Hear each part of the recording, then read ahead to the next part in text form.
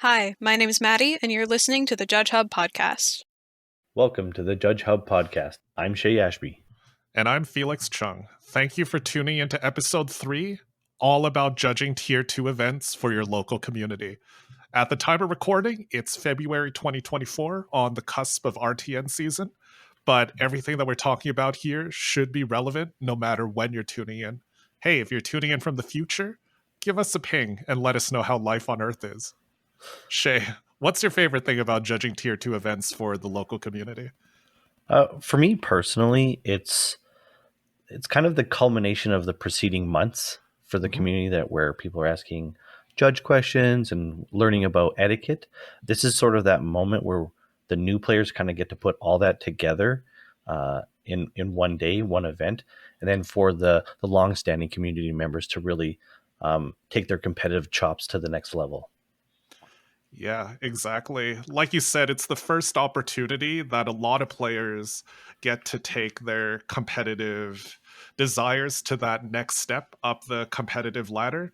And it's also where a lot of judges get their first experience judging, getting to be an actual judge, just not just being someone that knows the rules and policy well and just helping out at their local armories week after week, which is an essential part of being a judge in the community, but really to formally be able to perform that function. You got your start in the very first RTN season in 2021, at least the first competitive and RTN season for us here in North America. How did that feel for you back then? Well, for me, it was exciting and nerve-wracking at the same time, as it was my first time ever actually judging anything. So I put a lot of pressure on myself to make sure I was up to date on the rules, and I was just really nervous because it was my first time, and I didn't know what to expect, and I didn't know what the player base was going to expect either, because there was a bunch of new players to the TCG world as well as some experienced people. But just I tried to take everything in stride and make sure that I was making optimal decisions during the day. Yeah. Yeah. Yeah, so this is something that Shea and I are very, very excited to present about because we recognize how nerve-wracking it can be. Shea, with the very first competitive season, and myself coming in a little bit later, I think about how much I benefited from being able to use you as a resource locally. And now that we have this platform with the podcast, I'm sure you feel the same way. We're both very excited to be able to share a few lessons and a few tips and tricks about how we can make your first event as successful as possible. Quick disclaimer, though, before we get into the meat of things. The topic of how to be a judge is vastly complicated. If we could just condense it down into an hour, then I guess this has to be the only podcast episode we ever do again. That would be it. Yeah. So all we can really cover is just some basic tips, some basic advice. There's a lot of different ways to do things. The way that Shea and I do things are not necessarily perfect, but hopefully these are good thoughts to use as a starting point. And as always, whenever you're digesting anything that's judge related, especially if you're listening from the future, always remember to consult the latest version of all rules and policy documents and the very latest event-specific information as well for whatever event you're judging. So, Shea, preparation starts very early. What is the first thing that we should do when we're preparing for an upcoming competitive season? Well, one of the things that you can do is keep an eye on the retailer news page. You'll find a lot of information about the event FAQ, and you can check that out. For example, the 2024 RTN retailer FAQ went online in early December. So plenty of weeks before the announcement went live on the main page. And inside these articles, you can find event formats, you can find entry fees.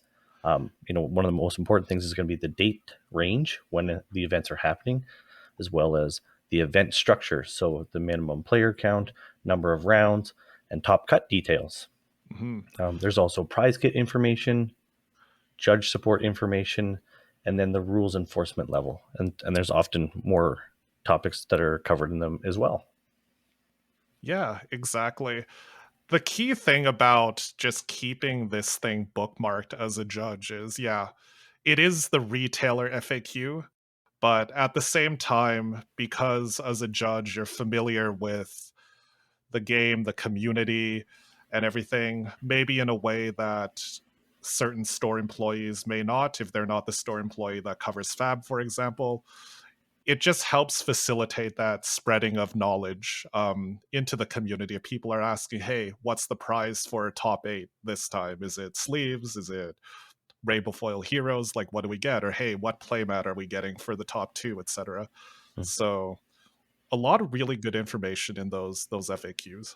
Yeah, you brought up a good point. I really like keeping my eye on that because we sort of skirt the line between TO and player, where quite often we're asked a lot more information than maybe just the tournament organizer would know. Mm-hmm. So it's a really good point to keep your eye on that.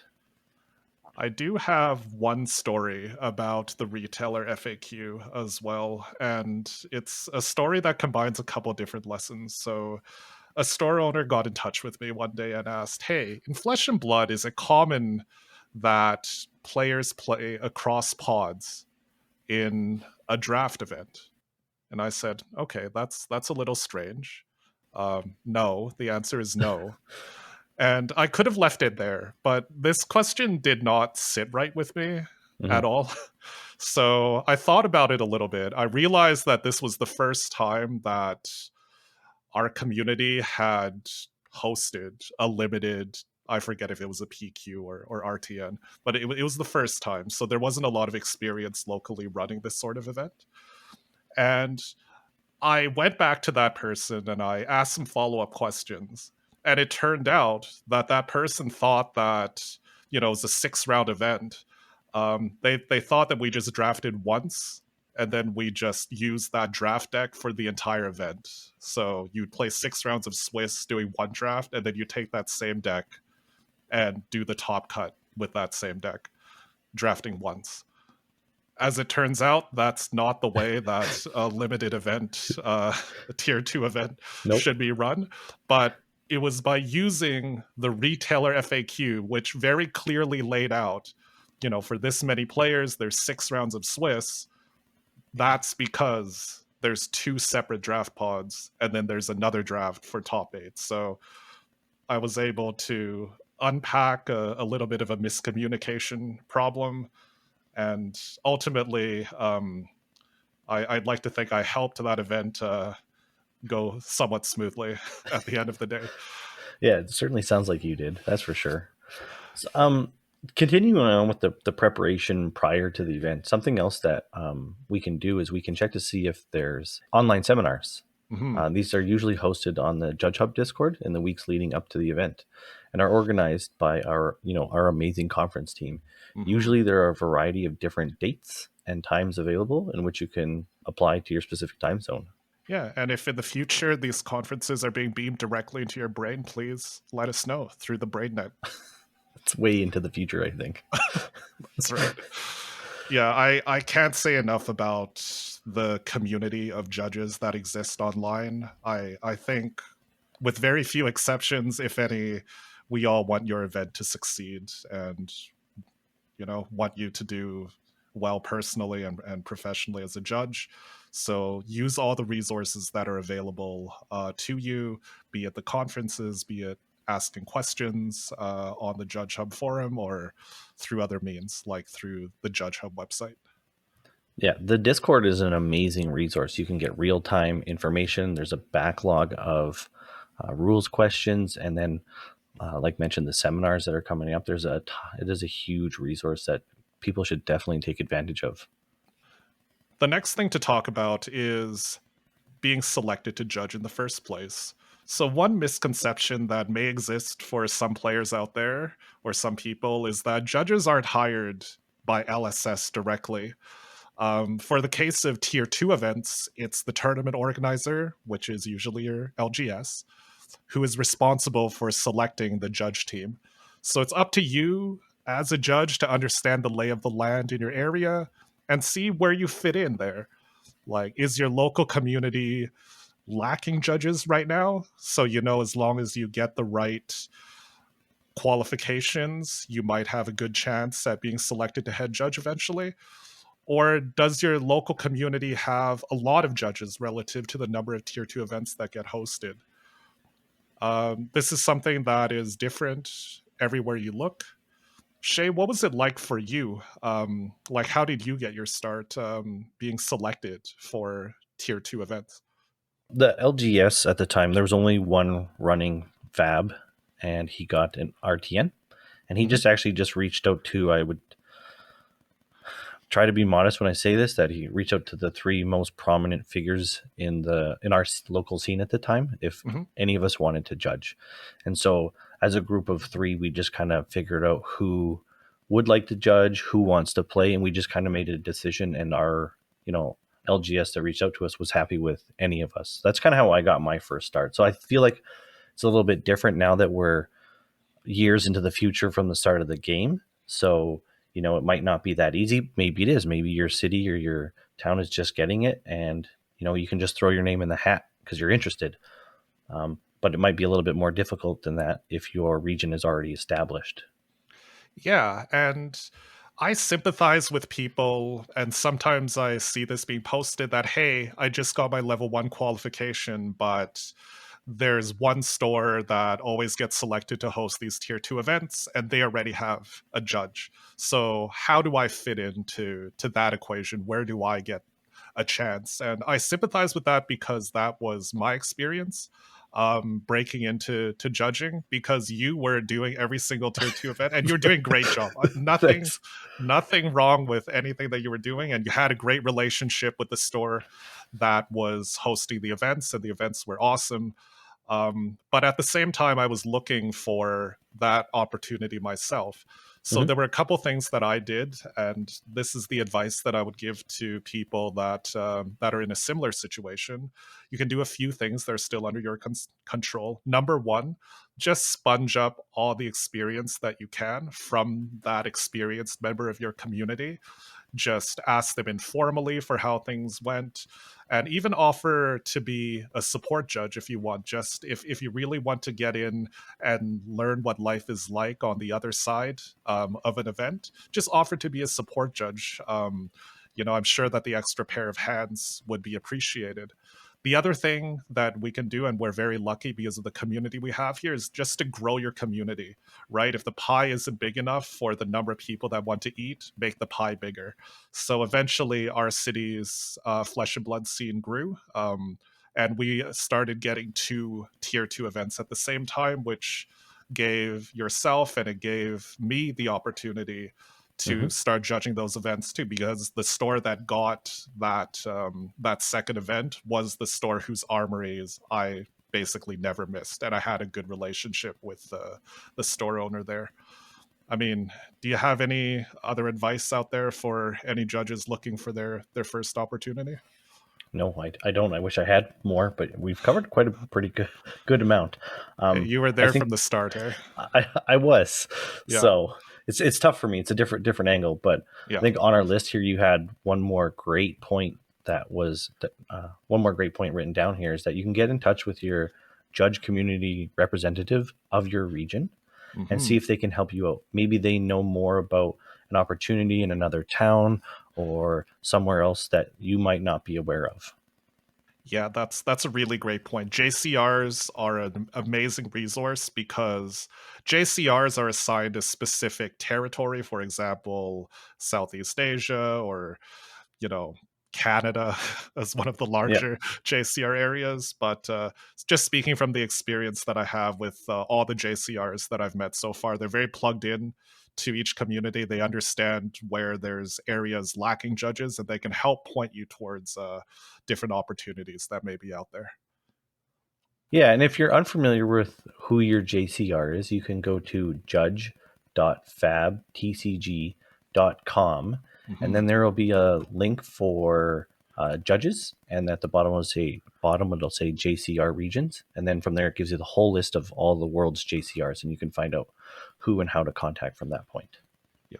every single JCR I've met has taken a personal pride in knowing their region very well, and really take a personal interest in the development of the judges underneath their wings. So highly recommend using them as a resource.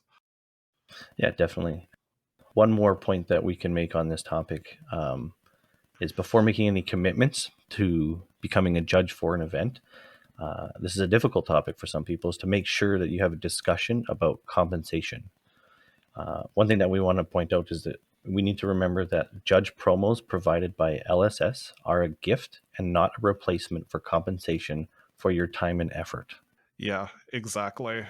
One thing that someone told me early in my judge career is that these events need to be a win-win-win for everyone, right? It's your LGS should win from it. The players, of course, should win. They should have a great time, but this should not come off the backs of judges toiling away without recognition and without compensation. Everyone should be properly compensated, and whatever that looks like, that's between that depends on you. But just make sure that you're not taking the judge support as compensation. And one other thing you can do is you can also use your JCR as a resource for compensation. They might have some more insight into it. Yeah, absolutely. Yeah. Now, we can start talking about laying the groundwork for a successful event. The motto, no surprises on the day of. Last thing I want is a surprise. Oh, no, yeah, absolutely. Felix, how do you prepare the player base for this day? Yeah, and when I say no surprise the day of, you're right. Like, you lay the foundations weeks and months in advance.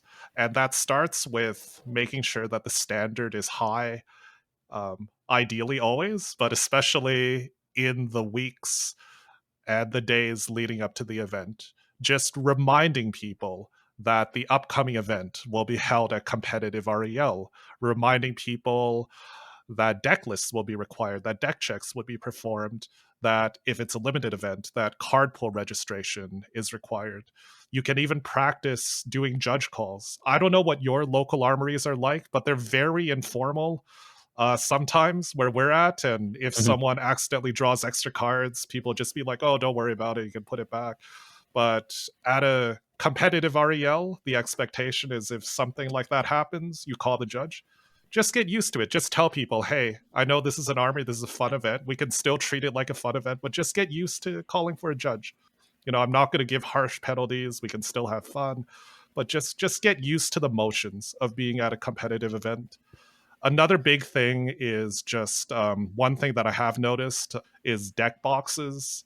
At a competitive REL event, you're not allowed to roll up with like a big 400 count box with like 3 different decks in that, oh, today I'm playing Dorinthia, but right next to it, there's your Kasai, and right next to that, there's your Bolton. And, maybe that's your battle box for playing at the kitchen table and an armory. It's understandable. But as you know, at a competitive REL event, your dex box has to be restricted. So those are just some things that, you try to just not cause a big shock on the day of. You try to prepare people. Yeah, there's definitely a lot of room to ramp into the situation over the course of time. If this is something that you're looking to do, then you can take the time over the course of armories to get into the swing of things for everybody and yourself as the judge. Taking informal judge calls at an armory is a great way to sort of just get used to the experience of handling judge calls and looking up the answers to questions that might arise. Exactly. It helps the players and it helps you. Yeah. And you can even think about, okay, it's like, I'm not going to do the fix of a competitive REL, which could be a little bit more punishing to the player, but at least now I can think about, okay, this is casual REL, this is the fix that I can apply, but at competitive, this is the fix that I can apply. Absolutely. I'm thinking about the fixes of looking at extra cards and hidden card error, which are not great for the player that commits the infraction. But they're quite common. Oh yeah. One of the next topics that we'd like to cover is now, how do we prepare the store? We've prepared our player base. Now the store, because you're going to be dealing with the LGS or an employee of the LGS on the day of. So what are some of the things that you like to prepare the store for or go over before the event? I think repetition is key. Just be specific and ask way too many questions. Again, my number one objective in the weeks and days leading up to the event is no surprises the day of. So, one thing that I've heard happening in the past is maybe your armories locally are on Tuesdays, for example, or Wednesdays, or whichever day during the week. And you have that one employee in the store that really knows Fab, knows your community, knows everything that's going on. But your ProQuest or your RTN is on a Saturday, and Saturday, it's someone else that's manning the store. They have no idea what Flesh and Blood is, for example. Don't be surprised about that. Understand from your contact at the store what kind of support is going to be there for you. That way, if you're running a limited event and there should be 8 boxes set aside for you, you know exactly where those 8 boxes are, and you know where the prize kit is, and you're not relying on an employee that doesn't know what Flesh and Blood is to find that stuff out for you. So when I think about preparing the store, I'm thinking about what resources will be made available to me and just confirming that everyone's on the same page. What are some things that you'd like to double check before from the store? One of the things that I like to do that hasn't been covered yet was the scorekeeper on the day of the event. Oh, yeah. Like you mentioned, is it going to be the employee that does it on the regular armory days, or is it going to be me? And if it's myself, then we need to know if we're going to be using the store computer or if they have a laptop. You're going to need the gem login if you're the one doing it as well, so that you can run the event. And kind of going back to that earlier preparation as well, if we have enough foresight into this as well, if you're not familiar with using gem, in the armories, maybe you could be the one handling gem on those armory days just to get used to gem and how gem itself works.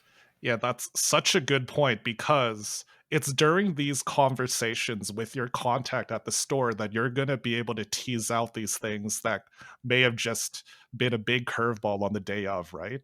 Because, if the employee that's familiar with GEM and that normally runs it during the week is not available for your tier 2 event, then there you go. You've discovered that you're going to have to be responsible for that, and you have the time to become familiar with being a scorekeeper. And it's a lot better to learn that 2 weeks before the event than to try to teach yourself on the day of the event when you realize that your normal employee is not there. No surprises the day of. That is the number one motto. Yeah, I kind of fell into that trap during the last PQ season. We had a limited event, and I had never done gem before. Yep. So I was running a limited event during a PQ. I did have to lean on a few other people, but it added more stress to the day that it didn't need to happen. So please learn from my experience in that regard. Yep. And luckily you had many events worth of general event experience to fall back on for all the other parts of running that event. So yeah, absolutely. And I know this sounds like a lot of preparation, and it'll come easier the more and more you do it. Yeah. We're just trying to go through the steps of what might go wrong or what might not be there and prevent those issues from ever happening. No surprises the day of. We're trying to no surprises. I'm going to keep on saying that because this is the key to success. Yeah, it's a great motto. Yeah. So let's move on to the preparation for the event. Roughly a week or so before the big day. What are some of the things you like to do, or rituals or habits that you like to get into, Felix? Let's trade some tips. I'll pick the obvious one. Get a good night's sleep. I'm guilty, as I'm sure are a lot of us, of not getting a good night's sleep, but judging is difficult. It's a long day. Just physically, it's a long day, but it's mentally taxing. You're not sure what to expect, so just be kind to yourself and make sure you have enough rest. That's the absolutely. Lowest hanging fruit one. Over to you.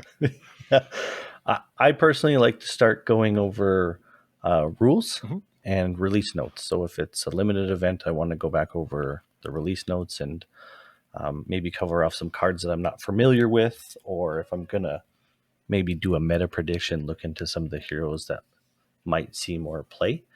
And then as far as rules, I just like to brush up on stuff like game rules violations and fixes of things that I find that are common, like drawing too many cards, for example. That's going to happen on the day of. So I like to just refresh my mind on what those are, so we can get players back to the game as quick as possible. Yeah, no, that's a really good one. Definitely do your research. One that also that you have to do is just make sure that you're presentable. So the judge code of conduct actually requires us to be clean and tidy and to represent the judge program in a good way. So, this has a purpose just to look professional, but also your comfort is important. Again, it is a long day. You're going to be on your feet quite a bit, walking around, taking calls. So just make sure you're comfortable and that, you look professional and you're neat and tidy. Yep. One other thing I like to do is prepare food as lunch. So if you're not one that likes to pack a lunch, maybe scour the area for food options around the venue if there are any.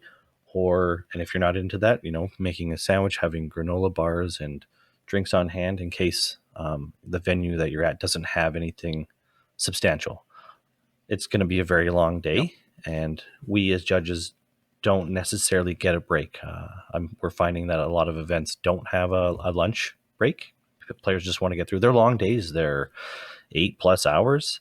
So you're definitely going to need to find a way to get some sustenance into your body to stay on top of your game. Yeah, you don't want to be hangry when you're taking calls. That's not helpful. Yeah. I guess just one thing I forgot to mention about clothes is that it's not mandatory to have the LSS official judge polo for judging. This is a question that actually we see come up from time to time. They are very cool. We hope that, I hope that most judges will have an opportunity to get one if they so desire, but they're only given out typically at tier 3+ events.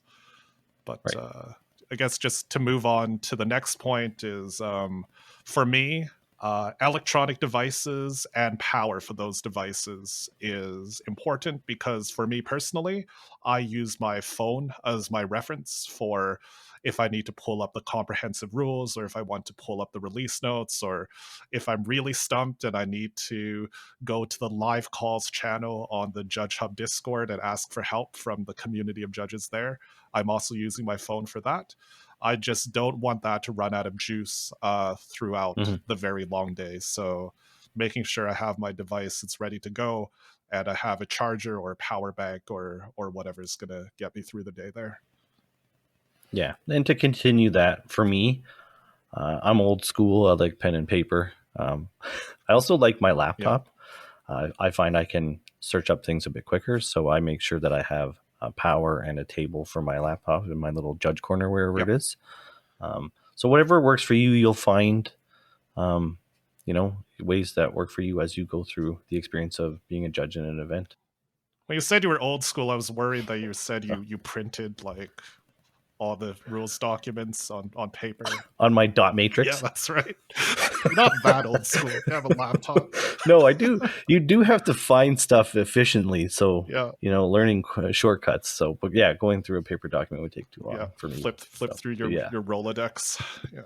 Yeah. The last tip that I have is just bring a box or some way to bring back your gifts. It sounds like a bit of a silly thing, but hey, if you're getting a special card as judge support from LSS or judge sleeves, that's another popular one. You just don't want to get that to get squished in your backpack. So just bring like a 400 count box. That's what I bring, just for all the cool swag that you'll get. Yeah, take care of your swag. That's right. So how early do you want to arrive to the event, Felix? This is a trick question. It's as soon as the store opens. I want to be there as early as possible. Remember the motto, just be there as soon as possible to prevent problems from happening when they're critical. And on the day of, the best way to do that is to get to the venue as early as possible. So ideally an hour in advance. That way, if you show up and you find out that the play space has been completely configured because there was an interpretive dance session there that happened the day before, then you'll know and you have time to deal with it. I have nightmares about just rolling up to an event like 1 minute before the event starts and everything is out of whack. In disarray. That's right. Yeah, it's kind of one of those things that, like you said, the more time you give yourself, the more time you have to resolve problems. Yep. And I guarantee you that even if you don't have any issues with the space and the place that you're running the event at, players will have questions for you. Yeah. And you will find that a lot of the time could be spent just answering questions as people are walking in the door. Do I need to have this? Do I need to have that? It's like deck registration sheets, for example. Am I allowed to have X amount of cards in my box? Or sometimes you might even want to do a courtesy deck check if experienced players are concerned that they might have marked cards or something like that. Yeah, exactly. Prevention and just being actively walking around the player area and just saying hi, greeting people, just getting them used to you being there. All of that goes a long way. Yeah, again, absolutely. If you can identify marked cards, just help players with a courtesy deck check before the events even starts, then that's potentially preventing you discovering that during a deck check and potentially leading to a worse outcome and experience for yourself and the players. So yeah, definitely try to make it go as best as possible for yourself and everybody else. Yeah. So the next thing that we wanted to cover, which is a long time coming so far into the episode, but it is the actual event and the running of the event. There really isn't an official way to start the event, but we do suggest that you make an announcement. Why are some of the reasons we want to make an announcement, Felix? Yeah, there's a few reasons. Just to reinforce the details of the event and the REL of the event, and also to double check the registrations. Even from the perspective of just elevating the event to something beyond an armory, you being there as a judge, giving an announcement lends a certain sort of gravitas, which can maybe just set the right mood.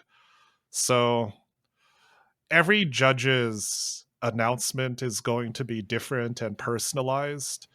I guess just a few things that I like to cover is, for example, welcome to this event. So welcome to the Road to Nationals 2024 hosted at ABC Games. My name is Felix. I'll be the head judge. And this is Shea. He's the support judge for today. This is a classic constructed tournament with 50 participants, which means that there will be 6 rounds of Swiss, followed by a cut to top 8. Something like that just sets the tone of what to expect during the event and just makes sure that, everyone's operating on the same baseline. And then you can go into making announcements like, as a reminder, this tournament will be held at competitive REL. Deck lists will be required. Deck checks will be performed throughout the tournament. If you have any questions during the game, please raise your hand and call for one of us. As a reminder, the clock will be projected onto that wall. So then you'll start giving different instructions about logistically how players are going to know when the round time starts or ends. And then you can also clarify if there's any lunch breaks or not. And then just as a reminder, one thing that I like to remind people of is just their obligations to show up on time. So for example, you can say, because this is a competitive REL event, unfortunately, tardiness penalties do apply if you are more than 1 minute late in the round, because we all want to keep this event moving efficiently. something like that. Like, and as you do more events and you start talking to other judges, I think every judge has their own way of introducing an event. Is there anything that you like to add, Shea, that maybe I don't, or vice versa? No, not really. It's pretty much a really good baseline. I mean, I don't say it verbatim, but very similar announcement. There might be some key nuances to the venue that you might want to clarify for players that people might have questions for if it's being hosted in a hotel where the bathrooms are or something like that. But which leads into why tardiness could be a problem, because if the venue is bigger than you're used to, then we want to make sure that people are being efficient with their time and appropriate. Yeah. Also, logistically, one thing that I like to do as my personal preference is I prefer to seat players for a players meeting at round one and have them hold on to their deck lists until I collect them at the start of round one. So the reason why I do things this way is because I want to be able to identify if there's any registration issues at the same time as I collect deck lists. Because one thing that often happens is that the registration for an event may not be under my control. It may be being done by the store staff at the cash register, for example. So if anyone is missing during the day of an event, or if anyone hasn't been registered in GEM, then I want to know right away. That way I can fix it before people start presenting their decks and shuffling and all of that. Yeah. I also collect deck lists during that same meeting because I want the players to have the responsibility of holding on to their deck lists for as long as possible before I become responsible for them. I've heard too many horror stories of store employees like taking players' deck lists at the till, and then maybe they go on break, and then the other employee comes in and sees a bunch of paper on the table and throws it away. Like, I don't want anything like that to happen to anyone's events. It kind of gives me nightmares, something like that happening. So I just want the players to hang on to their own deck lists. They can change them up to the last minute if they want, and then I'll collect them all and keep them all in one pile. Yeah, and I really like that because it's really the most efficient way to know that you have a deck registration sheet from every single player, instead of them just giving it to you 5 minutes after they walk in the door while you're trying to sort out some other issues or perform, a deck check. One other thing that I wanted to add to you doing sort of like the round one pairing, it really sets the start of the event. People now know that it's sort of game time. There's nobody milling about in a corner. Like, you have everybody's attention when you announce that round one is paired, and people will sit down, and then you get that focus, as opposed to people might be still having conversations when you're trying to make an announcement, and you don't really grab people's attention. So I really like the way you do that. Yeah, and also just further to that, like if people are just milling around and you just start yelling, like maybe someone's still in the washroom, maybe someone's outside taking a call, maybe someone's on the other side of the store. If you just seat everyone, that you can see very clearly if there's gaps, like, hey, Annie's missing. Where is she? Like, just saw her a second ago. Like, yeah, it's much harder to do that when everyone's kind of just congregated around and you're yelling into a crowd. Yeah, for sure. The next topic that we wanted to cover was maintaining round timing. And it is the responsibility of the judge team to maintain the round timer and keep the event moving at a reasonable pace. Your event might have a clock. It might have a corkboard to post round time to. It might have none of these, and you might have to use your voice to carry the round timers. Do you have any advice in this situation? Yeah, no, it's exactly like you said. It's our responsibility to notify players, and it's in our interests just to maintain the best player experience, to make sure that everyone's very well apprised of when the round timer ends, right? It's kind of a funny story because one of our stores locally only has one of those analog clocks. And one of our local players, I'm not sure if he's just joking around with me, just says he doesn't know how to read that clock. So, kids these days and all of Right. that. So that's the reason why, when I'm judging at that store, I write in very large, large letters, the time that the round is ending. And, basically every so often I'll update, and I'll yell out, there's 30 minutes left. There's 20 minutes left, Yep. Yep. And then, also make sure that you clearly identify when the round is going to end at the start of the round, because not everybody's always looking at the clock or their watch because they had a late match and they're trying to pack up and de-sideboard or whatever. So It is good practice to make sure that the players know at the start when it's going to end. And like you said, during the round, whatever intervals you're comfortable with, whether it's a halftime, a 10-minute warning, 5-minute warnings, whatever you want to do, I like to definitely make sure that the players are aware of the time, so in case they have to increase their pace of play. Yeah. And speaking of pace of play, no one likes draws in Flesh and Blood. It's not a great situation to be in, but you need to know your end of match procedure. And if possible, if there's just one game left, and this is a dual purpose, like you can take a bit of a break, you can sit down, get off your feet, which is a bit of a break for you, but you can maybe just be there to remind the players that they're the last table, that there is potentially a risk that they could be going to a draw if they take too long. And if they do reach a position where a winner has not been determined by the time you reach 0 in your match timer, it's then where you put in place the end of match procedure, which you should also be very familiar with and study in advance of your event. Yeah. And further to that situation, there might be time extensions that have happened during the round.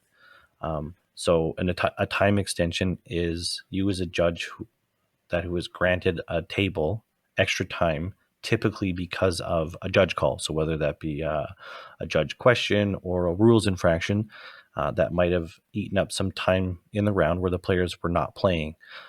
So something as a judge that I like to do is, if I do get called, I try to take a quick glance at the clock and note that. And then once the judge call is resolved, then note when it was resolved and then give that table the amount of time as an extension. So this is where the pieces of paper and pen that we brought to the event earlier can come into play, where you can write down a note for yourself, but then you can also give them a piece of paper to let them know how much time they've been granted. Yeah, and Shea, could you just explain a little bit more about why we give time extensions to players? Yeah, it's to not disincentivize players from calling a judge because they don't want to run out of time. We want players to call us, to have the peace of mind to resolve any situations that occur during a round. Yeah, and if this is a concept that maybe not as familiar to your player base in your area, maybe this is another good thing to cover in your judge announcement before the start of the event, because players may actually not be aware that they could be given a time extension if a judge call does take time. Anything to lower that barrier of entry and to allay any fears that players may have about calling you. We're going to move into deck checks next. This can be a very complicated topic to cover in a short amount of time. So we're going to do our best to give you some highlights and important tips that we think you should know. So number one question is, why even do deck checks, Felix? Yeah, it's a really good question. These deck checks are really vital for ensuring the integrity of a tournament, because what's stopping someone from putting in extra copies of powerful cards?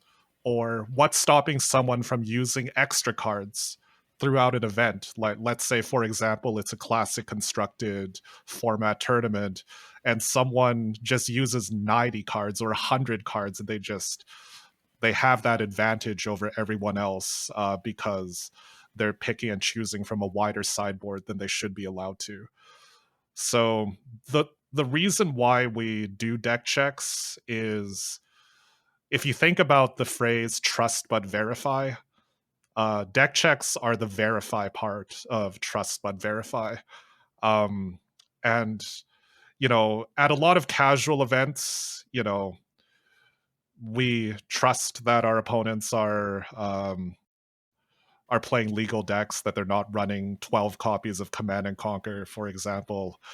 But during competitive and professional events, the deck checks team and performing deck checks, even as the head judge at a tier 2 event, will just be able to verify that everyone is playing with the cards that they say that they're going to play.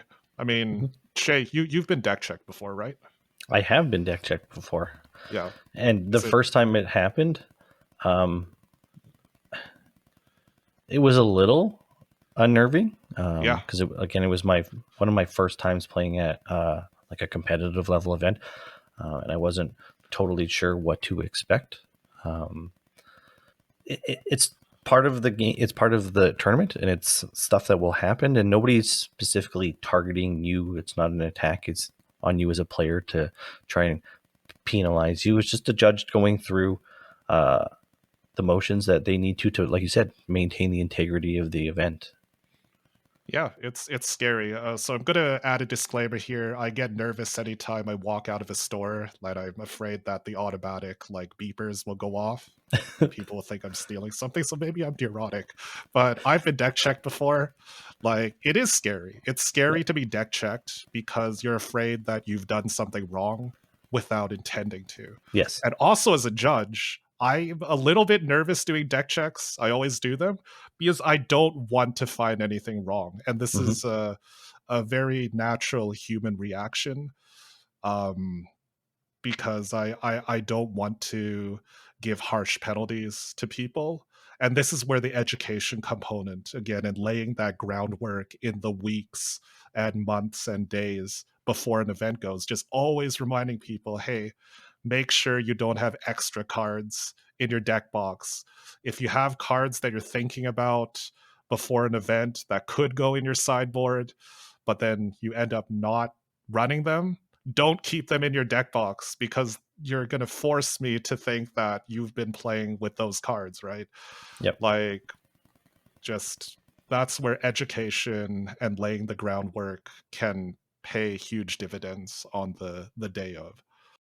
Yeah, and you also need to use your discretion to strike a balance between keeping the event going as well as, performing your duties. And at the end of the day, you know best. You will figure out the flow of what you need to do to keep the event going as well as maintaining the integrity.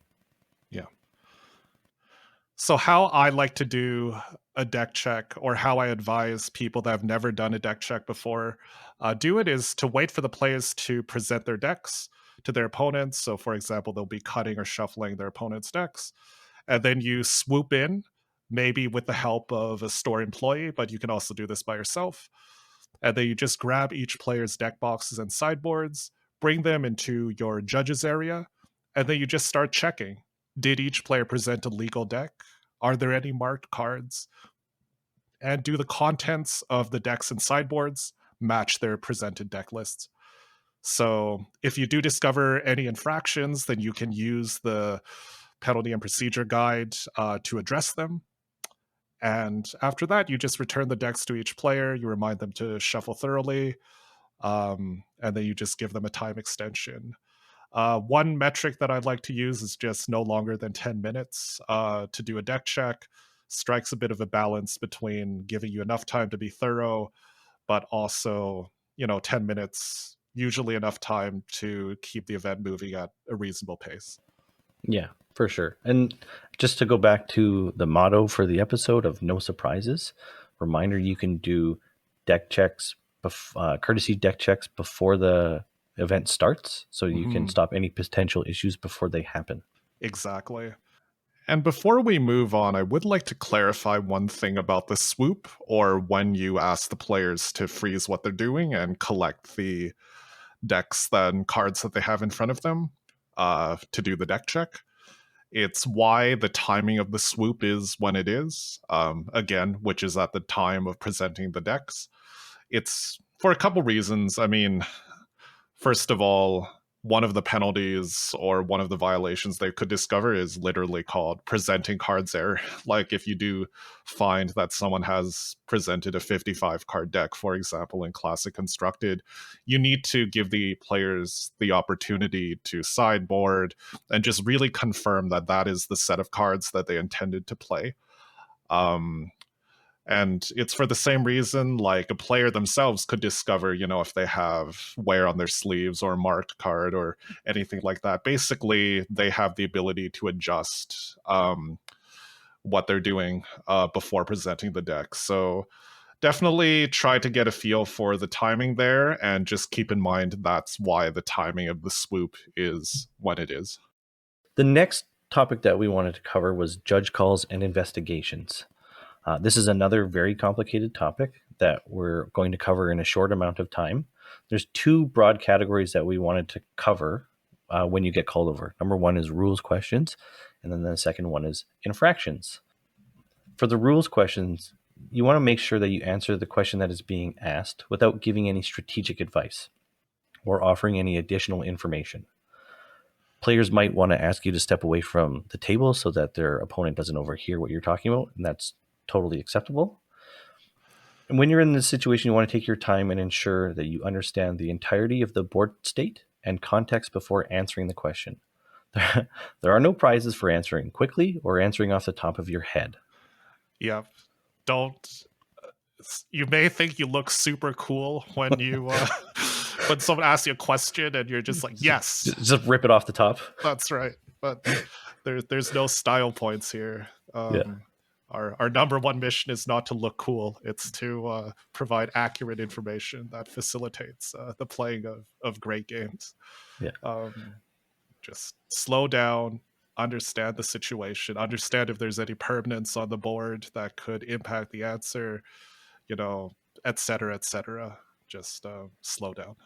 Yep. I even read the cards. I might know a card because I play the hero, but I still read every single card that's in question to make sure that I know exactly what is happening and what the state is. Yeah, it's an excuse to stop walking around for a second. Can even sit down. Like, just take your time.